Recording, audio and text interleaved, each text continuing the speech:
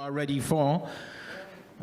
No, okay, then I tell you. So there is that guy over there, his name is Mike Hoye, and he will give us a talk about the macroeconomics of privacy and dignity. So actually I had no idea what he will talk about, and I'm happy to see more of it. But I also read about you on your profile on the speakers page that Mike is on a mission of giving the means of production of the 21st century, which is actually programming and digital goods and creating systems and software, back to the people and putting it into the hands of the people to give us actually weapons of mass communication. So thank you for that. And well, I don't know that I wrote that, but it is a noble mission, I think, particularly, and I'm very pleased to be here to be able to talk about it.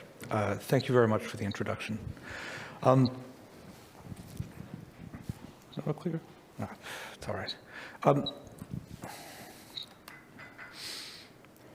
I want to talk for a couple of minutes about an interesting phenomenon. This entire presentation, I should say, has been rebuilt from scratch because the computer that it was built on died yesterday evening, along with my notes. So this is a hastily reconstructed, from memory, version of the talk that I intended to give last night. Thank you for humoring me in coming to see this.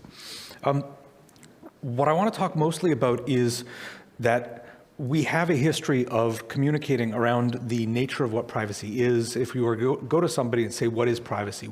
How many of you, if you were asked, we are here to talk about a system that is privacy preserving, that lets us have private chats and communication. If I were to go to you and ask you to stand up and just say, what is privacy specifically? When you say privacy in a sentence or two, what do you mean? How many people here would feel like they would have a really good answer for that? Really good? Some people do. Like, we have about half and half here in the audience, right? And so I want to talk about the language that we use here particularly around privacy, and the importance of the language that we use in describing our goals, in describing our aspirations for not just more secure products, right? Not just more secure communication systems, but what those mean as a means to an end. Like the world that we want to see that comes out of these kinds of tools, that comes out of a world where, the world that comes out of a set of tools where the principles and understandings that are underpinning those tools are the accepted part of society. They are a standard part of the discourse. They're the expectations that we have when we live and communicate, in the same way that we expect to be able to drink the water that comes out of the taps. Right, something that fundamental, and that's what it means. The reason that this is interesting to me from a language and a communication perspective comes from an interesting discovery we've made recently about gestures and blindness. Back in 2013, some researchers did a research project analyzing how people gesture when they speak. In particular, how congenitally blind people gesture when they speak.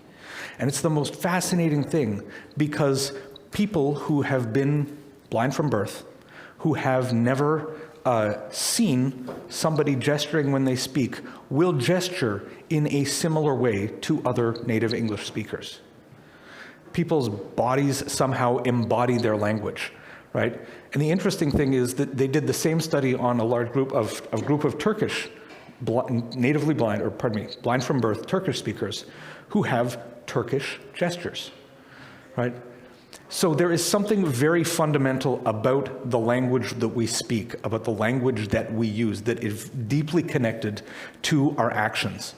There is something about language that shapes how we act, what our reflexes are. And I'm going to contend here that the language that is available to us, the languages that we can know, the terminology that we can know, can have a profound effect, not only on how we act individually, but on how we can communicate and how we can act collectively, right? The things that we can describe, the visions that we can elaborate, are the ones that we can aspire to together. They are the things that we can value, they are the things that we can dream of, they're the things that we can build together, and we can only have those things if we have a language we can use to share them, right?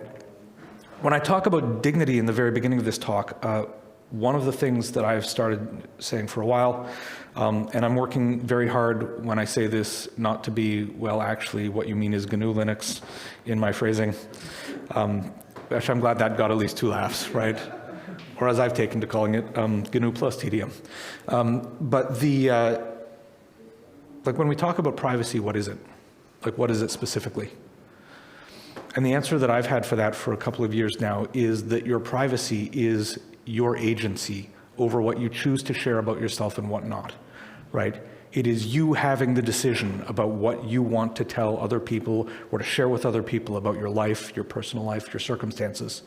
Your privacy is the agency that you have over your dignity. All of us, I can't speak for all of us. I will close the door to the bathroom when I'm in a hotel room by myself, right? Just purely out of reflex, right? Not because any information is there being shared, but because I am exercising a choice, that this is how I choose to live my life and what I choose to share about myself and what I choose not to, right? And all of us make those decisions, though we have less and less options in modernity about those decisions, right? About what we want to share and what we don't want to share, particularly now that aggregated data is a huge problem, particularly now that most of us are, like we're fond of saying that we all have tracking data, we all have, personal trackers in our pockets, right? And our cell phone companies know where we are at all times. But it's actually much more pervasive than that. Just a phone number is a unique identifier for people that is far more durable than anyone realizes. Your phone number, what you've chosen to share about yourself that is attached to your phone numbers are more durable for most people than their names. If you're outside the bottom 10% of the economy, right, your phone number is a more durable identifier of you. Most of you in this audience will change your name more often than you will change your phone number, right? Which is astounding, right? Which is just incredible. But I want to get back to this idea that our language is somehow connected to our actions and reflexes, and in particular, when our actions have collective consequences. Right? The fact that our phone numbers have individual markers for us, that are individually, they track us, they identify our behavior, they allow this kind of thing. Individually, that is kind of like littering. I'm not very interesting as a person, right? I have fairly boring habits and fairly boring hobbies, right? But we can see the larger effects of this, right? We can see what it means to live in a society where that impacts everybody, right? But we don't really have a word for that. Like we don't have that kind of terminology that we need to address these macro scale problems here. Economics is something we can take as an inspiration for this because economics, I should say, I see one person in the back rolling their eyes when I mention economics as being a source of inspiration. And you're right, and that field has a great many sins to answer for, but they have had the wit at some point to understand that there is a microeconomics, right? There are the individual transactions which can be shaped and informed in certain ways, and we can study in certain ways, but that there is also this idea of the macroeconomic picture of this. And there's grades of terminology. Most of it's ridiculous. Like if you dig into the actual empirical soundness of it, it's nonsense. They give out Nobel Prizes in that field like they're finding them in a box of cereal. But the idea, like that fundamental insight that there is an aggregate impact to the decisions that we've made. There's an aggregate impact to the way things move around in this space. That matters, right? And it's a particular void that we have when we are talking about the shape of the language of privacy, the shape of the terminology that we have to talk about privacy and security. Most of I think this is fair to say, and wave at me if I'm wrong, but I think it's fair to say that most of the terminology that we have around individual privacy and personal privacy is very much rooted in a kind of Western libertarian ethos, right? It is a fear of the state, right? It is a blow for individualism in some sort of noble way. It's a language of individual freedom, right? It is not rooted in a language of community independence. It is not rooted in a language of communal safety or communal action. Whether it's safety from a larger state organization, whether it's safety from outside actors, that the way we have to discuss that effectively doesn't exist, right? In other fields, we have this idea of collectivism. We will very casually talk about French food, German sensibilities, right? We will describe groups of people in terms of their cultural interests, in terms of, nation-state interests, whatever that happens to be. But we do not generally, in the field of privacy, talk about what would it mean what would a French privacy be? Like, what would a German privacy be? We have something like that with the GDPR. We have some laws circumscribing that, right? But it is not a well-elaborated cultural understanding. Like, I would love to know what a Canadian privacy, being Canadian myself, would feel like. How would that be different from a German set of expectations around privacy, right? And these details matter because these details are not just how we end up implementing the choices we make in our technology.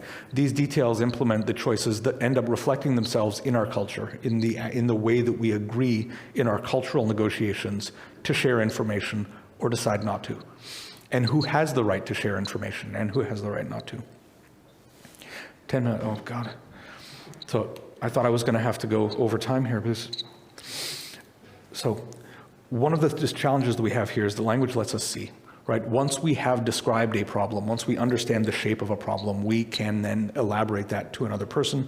We can both work on that problem together. This is the challenge that we have right now. I believe in the field of privacy, in the field of tools like Matrix, advancing the cause of a privacy-focused society, of a just society, I believe, where one has more agency over what you choose to reveal or not, where one has expectations, like turning the tap, right, of what you can share and what you can't, and what is the absolute baseline for that. And I feel this absence very keenly. I feel very strongly that we can actually, I'm one slide behind here. Oh, come on, where's my mouse? There we go. And I feel very keenly in this absence of language, we can actually see the problem right now, right? Like, we know what it feels like now to be living in a society where people can be individually targeted with misinformation, right? We know what it feels like to live in a society that feels like there is this baseline level of surveillance going on all the time, right? Can I get a show of hands here? And you don't need to tell me what it was that you did. But in the last week, what has been that thing that you thought maybe you shouldn't look up because you were on the wrong Wi-Fi connection? What was that thing that some of us are traveling here in hotels. What is it that you chose not to look at because you were alone in your hotel room and you weren't confident in your network connection, right? Couple of stares in the audience. One person looking directly down like this, which is good. And a lot of people who are just like, maybe, right? Maybe I made that choice. Maybe I wasn't even aware that I was making that choice because that's just how you have to act now with this expectation that you're being watched, right? We talked in our previous conversation, the tour presenter talked about the de-anonymization followed by state punishment, right? We've seen other cases where it's de-anonymization followed by social sanction, de-anonymization. And we can't pretend that this corrosion is just one thing, right? We can see the impact of targeted advertising. We can see it on targeted groups in particular in various states of society. And I think that that's because most of our ideas about what privacy, like historically most of our ideas of what privacy standards should be are born in these kind of periods of national trauma, which many countries that we're in are going through right now, right? Certainly the German people have a history of being concerned if people can be individually identified and targeted, right? There's a record, the European privacy laws and so on. You see the same thing in countries like Cambodia, Vietnam, where there are laws on the books that are intended to prevent something that happened in the past from happening again, right? But I feel like we don't have a language that is aspiring. Like we need something better than fear. Like we need something that is more aspiring to just to say, like, if privacy is the same as any other right, then if the right of privacy can be eroded, then functionally any of our rights can be eroded as the next step. I think that that's very true, but I don't think that that is something great. I don't think that that is a vision of something that we can all share, that we can aspire to. there is a possible future out there where that vision can not only be elaborated, but where it can really matter, where we can start to say, look, a society that has privacy, a society that encodes the dignity of the people, not just in their laws, but in their practices and their software, that is one that you can traverse without fear, right? This is a society that aspires to be a place without exploitation, right? That aspires to not just be a place away from subjugation, like a society where we cannot subjugate each other for whatever reason, right? But where the tools of subjugation are repugnant, right? Where the whole idea that you would be collecting this data, right, is unhealthy. Like, we recognize that this is the same as not having clean drinking water, right? So I've only got a couple of minutes left here, maybe only a couple of seconds left, for which I apologize. But for us to get there, right, for us to get from here to this society where the tools of exploitation, right, the tools of oppression like that at the software level, at the personal data level, at the dignity level are not available, right, that it would be considered grotesque to use. We need to start talking to people now in a different terminology than the libertarian ethos, in a different terminology than the core individualism that has driven so much of the privacy conversation. And so I've only got a couple of slides left here, but this is the smallest possible thing, and it's almost too corny to ask of you, right? But when you are telling people about the importance of privacy, never tell them about their privacy. This is our privacy, right? This is our privacy as a people between the relationship. Individual privacy, if we stay on the track of individual privacy, then we get picked off one by one as people just say, I've got nothing to hide, I've got nothing to hide, and then it's too late, right? And then the scales have tipped. But if we can remind everyone every day that we are not talking about my privacy, we're not talking about just this. This is our privacy. This is the collective good, right? This is me being out of time, right? But never pass up a chance to remind people that it is not just about yourself, that we are all in this together, and that there's a better future out there, right? Where the tools that are being used right now to make us reluctant to be ourselves, because maybe we're being watched for some reason, those don't need to exist, right? And they shouldn't exist. Thank you for your time, and thank you for hearing me out.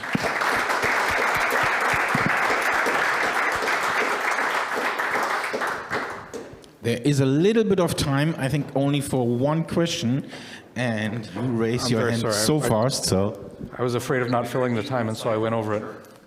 The sound of my own voice, oh, it's a delight. It's so good. I've often thought of this kind of same thing that you articulated much better than I have. And I feel like it's very similar to, say, climate change and pollution issues, where, the individual litterer, how is the individual affected by pollution? It's always hard to articulate, but clearly it's something that does eventually give people cancer. And individually they suffer, just like with privacy, individuals do get thrown in jail or denied insurance or something. So I think if there are any lessons to learn from that movement, maybe it would be helpful in the privacy arena. At the same time, I'm not sure how much progress they've made with their messaging and the, as well. But at least they're similar mental conundrums. They're structurally, they're sort of the same shape, right? Like, these are individual externalities that are cheap to fob off, right? Every one individual privacy violation is nothing and costs nothing, right? It is only in the aggregate that disaster happens. And so they are looking at the same, they are further into that space right now with much more, kinetic consequences so far than privacy has. But there is a lot to learn from that kind of advocacy, yes. Right, the realization, the communication and realization that this collectively matters a great deal is something that they have done, to a great deal of effectiveness and growing effectiveness there that we could learn from. Thank you, Mike, for your inspirational and motivational insights, and thanks for being here. Thank you very much for having me.